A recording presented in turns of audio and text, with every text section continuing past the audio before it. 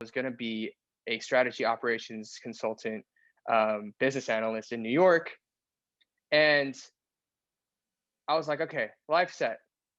I've achieved literally everything as like a 21-year-old little kid. I've done everything that I'm supposed to do. What's Yeah. next?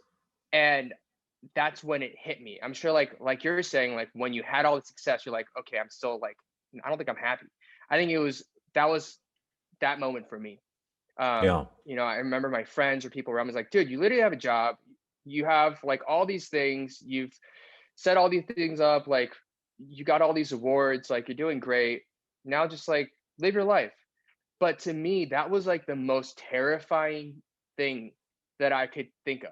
Like, I was like, is this it?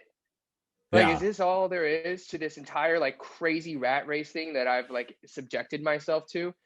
And I kept thinking to myself at like age 30, and then I was just like, okay, so I'm just gonna be 30, married with kids, which is fine. There's nothing wrong with that. But at that moment, it was just there could be like that was the least appealing thing. Yeah. Um, and so I decided to apply to a couple fellowships that would take me abroad again. Growing up, um, the one thing that I think was consistent is just kind of like this heart and this need to be active for other people. And so every summer in high school, I would spend a summer in Latin America. And so I would, in Panama, in Mexico, in Guatemala, doing service work, learning the language, doing that kind of stuff. And um, in college, we did Kenya and Bolivia. And then I was like, I would really like to make nonprofit work my full-time job. And when I told my parents that freshman year, my mom, of course, was like, that is the most ridiculous thing I've ever heard. You are paying this tuition to not make any money. And so I think it was something that I had always wanted to do. And the way that my mom, I love my mom, not hating on her. She's just like, just make money and donate it. That's like the most practical thing. Like you don't need to go to like whatever country and do whatever.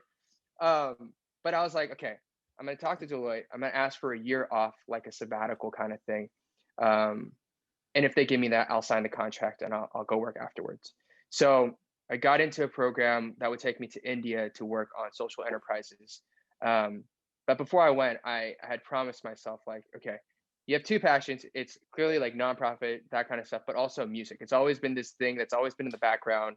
I did like YouTube covers of me singing in my dorm room. And Where did that if come I from? have, I've Were always your just loved parents music. musical? No, they're not.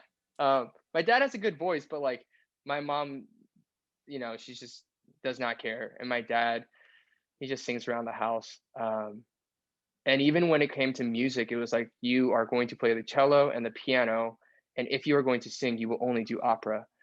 And I was like, this is horrible. I'd rather just not sing. Um, but so I think it was like always just like a passion of mine. And so the only outlets that I had at that time were just like online blog forums.